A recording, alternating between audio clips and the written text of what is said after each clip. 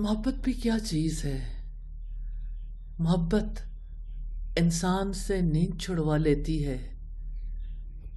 محبت انسان کو اپنے نرم و گداز بستر سے الگ کر دیتی ہے۔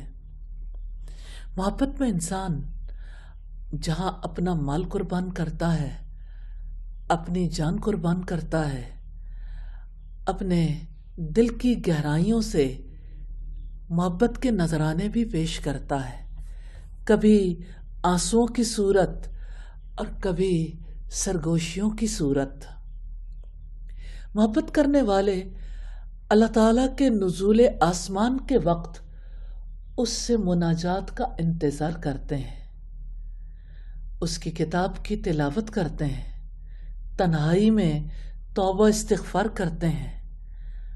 اللہ تعالیٰ کی محبت کے اہم ترین مظاہر میں سے ایک مظہر ہے رات کا قیام۔ ارشاد باری تعالیٰ ہے تتجافى جنوبهم عن المضاجع يدعون ربهم خوفا وطمعا ومما رزقناهم ينفقون۔ ان کے پہلو بستروں سے جدا رہتے ہیں، وہ اپنے رب کو ڈرتے ہوئے اور طمع رکھتے ہوئے پکارتے ہیں، اور ہم نے انہیں جو کچھ دیا ہے اس میں سے خرچ کرتے ہیں۔ ایک اور جگہ پر ارشاد ربانی ہے امن ہوا قانت آناء اللیل ساجدا وقائما یحذر الآخرۃ ویرجو رحمت ربہ قل هل یستوی الذین یعلمون والذین لا یعلمون۔ کیا یہ بہتر ہے یا وہ شخص جو رات کی گھڑیوں میں سجدہ کرتے ہوئے اور قیام کرتے ہوئے عبادت کرنے والا ہے، آخرت سے ڈرتا ہے اور اپنے رب کی رحمت کی امید رکھتا ہے؟ آپ کہہ دیجئے، کیا وہ لوگ جو علم رکھتے ہیں اور جو علم نہیں رکھتے، کیا وہ دونوں برابر ہو سکتے ہیں؟ یقیناً کبھی نہیں۔ الحمدللہ اللہ تعالیٰ نے قیام اللیل کو اتنا بڑا درجہ دیا ہے۔ نبی صلی اللہ علیہ وسلم نے ارشاد فرمایا رمضان کے بعد ماہ محرم کے روزے سب سے افضل روزے ہیں جو کہ اللہ تعالیٰ کا مہینہ ہے، اور فرض نماز کے بعد رات کی نفل نماز سب سے افضل نماز ہے۔ یہ قیام اللیل ہے، اس کی سنتیں ہیں۔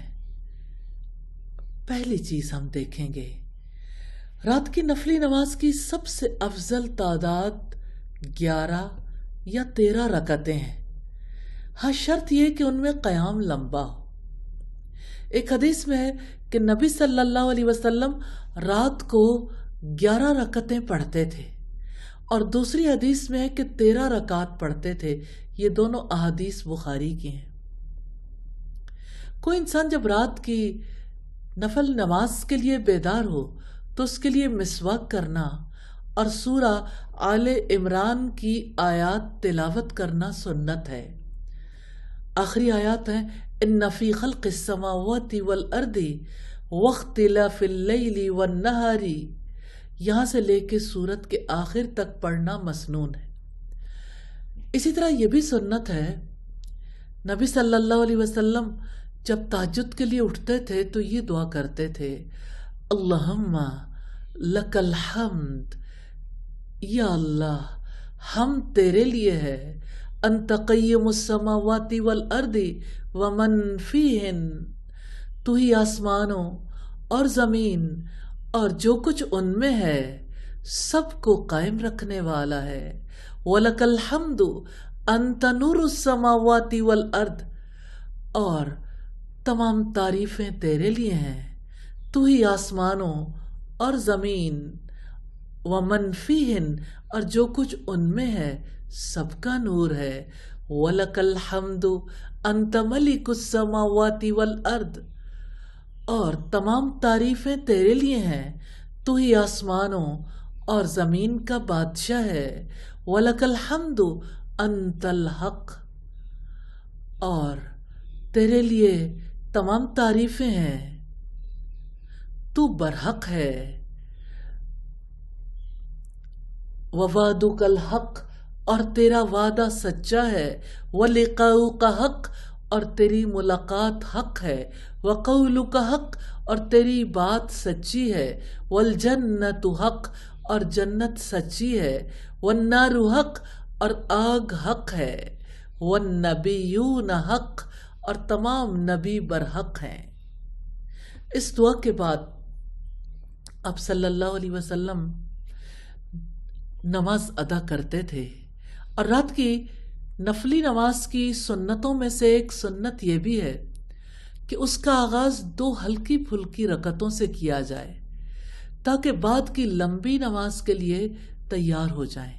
نبی صلی اللہ علیہ وسلم نے فرمایا، تم میں سے کوئی شخص جب رات کے قیام کے لیے کھڑا ہو تو 2 ہلکی پھلکی رکعتوں سے نماز کا آغاز کرے۔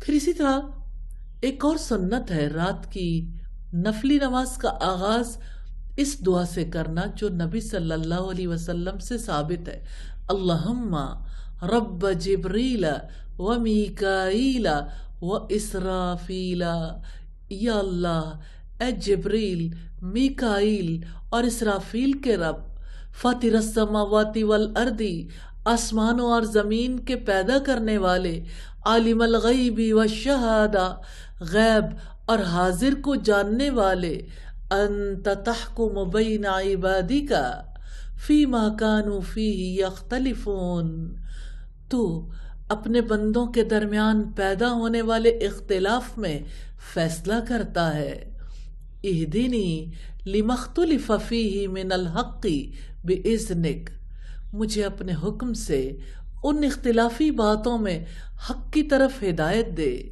انک تہدی من تشاء الی صراط مستقیم، بے شک تو ہی جس کو چاہے صراط مستقیم کی طرف رہنمائی کرنے والا ہے۔ یہ صحیح مسلم کی روایت ہے۔ قیام اللیل کو لمبا کرنا سنت ہے۔ نبی صلی اللہ علیہ وسلم سے سوال کیا گیا، کون سی نماز افضل ہے؟ آپ نے فرمایا، جس میں لمبا قیام کیا جائے۔ یہ صحیح مسلم کی روایت ہے۔ نفل نماز میں قرأت قرآن کے دوران عذاب کی آیات کو پڑھتے ہوئے اللہ کی پناہ طلب کرنا، مثال کے طور پر یوں کہنا، اللہم انی اعوذ بک من عذابک، اور رحمت کی آیات کو پڑھتے ہوئے اللہ تعالیٰ کی رحمت کا سوال کرنا، مثلا یوں کہنا، اللہم انی اسألک من فضلک، اور جن آیات میں اللہ تعالیٰ کی پاکیزگی بیان کی گئی ہو ان کو پڑھتے ہوئے سبحان اللہ کہنا سنت ہے۔ ایک حدیث میں ہے کہ نبی صلی اللہ علیہ وسلم ٹھہر ٹھہر کر پڑھتے تھے، اور جب کسی ایسی آیت سے گزرتے جس میں تسبیح ہوتی وہاں تسبیح کرتے، اور جس میں اللہ تعالیٰ سے سوال کرنے کا ذکر ہوتا وہاں اس سے سوال کرتے، اور جس میں عذاب کا ذکر آتا وہاں اللہ تعالیٰ کی پناہ طلب کرتے۔ قیام اللیل محبت کرنے والوں کے لیے بہت خوبصورت وقت اور بہت ہی افضل کام ہے۔ کیسے قیام اللیل کا پابند بنایا جائے اپنی ذات کو، کیسے اس کے لیے اسباب فراہم کیے جائیں؟ نمبر 1، اللہ تعالیٰ سے دعا کی جائے۔ نمبر 2، رات کو جلدی سویا جائے۔ نمبر 3، دوپہر کو قیلولہ کیا جائے۔ نمبر 4، گناہوں سے پرہیز کیا جائے۔ اور نمبر 5، اپنے نفس کے خلاف جہاد کیا جائے۔ اللہ تعالیٰ ہم سب کو قیام اللیل نصیب کرے، اور اللہ تعالیٰ سے دعا ہے استقامت کے ساتھ، مستقل مزاجی کے ساتھ اسے جاری رکھنے کی توفیق عطا فرمائے۔ آمین ثم آمین۔